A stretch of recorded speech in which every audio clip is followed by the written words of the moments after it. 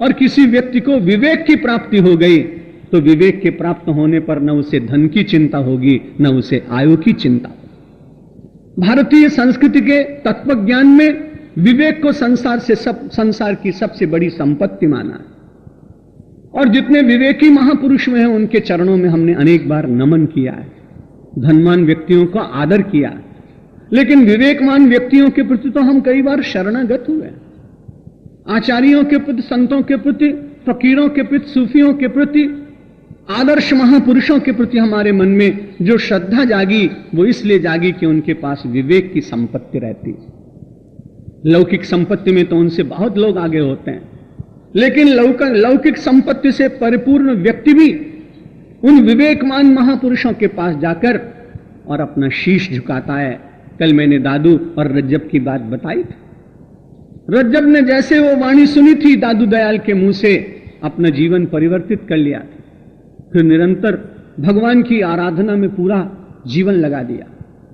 रज्जब वाणी के 1000 पृष्ठ का ग्रंथ छपा है राजस्थान साहित्य अकादमी से। किसी ने मुझको भेंट किया, तब मैंने देखा कि इतना साहित्य लिखा।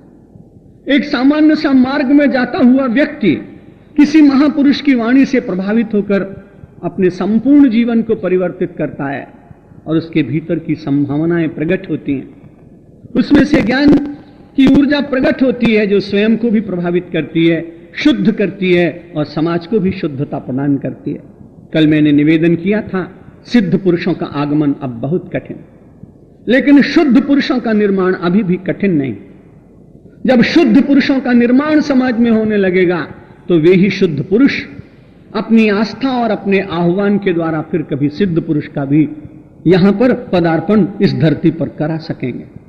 मुझे और आपको उस अव्यय पद को प्राप्त करने के लिए धीरे धीरे जीवन की यात्रा में थोड़ा थोड़ा किसी आयाम पर ठहरते हुए कुछ पाथे एकत्रित करते हुए अग्रसर होना है।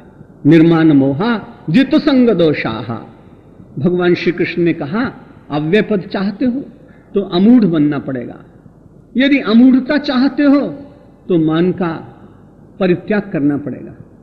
दूसरे लोग सम्मान करें ये बड़ी अच्छी बात, लेकिन निरंतर सम्मान प्राप्त करने की यदि इच्छा जग जाएगी तो बड़ी कठिनाई होगी। भगवान श्री कृष्ण इतने पूज्य हैं, महाभारत का युद्ध पूर्ण हो गया है, राजसूय यज्ञ की व्यवस्था की जा रही है, कार्य का वितरण हो रहा है। भगवान श्री कृष्ण भी वहां चुपचाप बैठे। किसी ने कहा मैं यज्ञशाला में काम करूंगा, किसी ने कहा मैं अतिथियों के ठहराने का काम करूंगा, किसी ने कहा मैं वस्तु संग्रह करूंगा, किसी ने कहा मैं सज्जा का काम लूंगा, किसी ने कहा मैं आने वाले लोगों के लिए फूल माला की व्यवस्था करूंगा। जब सारी व्यवस्थाएं पूर्ण हो गईं तो भगवान श्री कृष्ण ने कहा भाई मैंने बहुत पूजा प्राप्त की है, आज मेरी भी इच्छा है इस यज्ञ में मैं भी कुछ सेवा का काम करूंगा। सब लोगों ने कहा नहीं, सेवा का कोई काम शेष बचा ही नहीं, आप क्या सेवा करेंगे। जैसे हनुमान जी के लिए लोगों ने कह दिया था, वैसे कृष्ण भगवान के लिए भी कह दिया। भगवान श्री कृष्ण ने कहा आपने सब सेवाएं बांट ली, अब एक सेवा शेष रही जो तुम्हें ध्यान में नहीं रहा। आने वाले जितने लोग हैं भक्त और संत, जब वो भोजन कर लेंगे तो उनकी जूठी पत्तल उठाने का काम श्री कृष्ण करेंगे। निर्माण मोहा। कहा तो आप उनको बुलाते हैं, मखमल के सिंहासन, चांदी के सिंहासन और मखमल के आसन पर बिठाते हैं और धीरे धीरे उनको अपने हृदय के आसन पर बिठाने का यत्न करते हैं।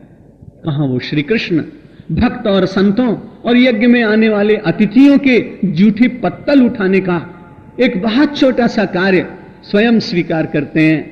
मुझे लगता है भगवान श्री कृष्ण की ये मानसिक तैयारी, यदि आवश्यकता पड़ेगी तो स्वर्ण के सिंहासन पर भी बैठूंगा, और यदि समाज को आवश्यकता पड़ेगी तो समाज के सात्विक लोगों की जूठी पत्तल उठाने में श्री कृष्ण कभी पीछे नहीं रहेंगे। इसी के कारण हमने शायद उनको भगवान माना।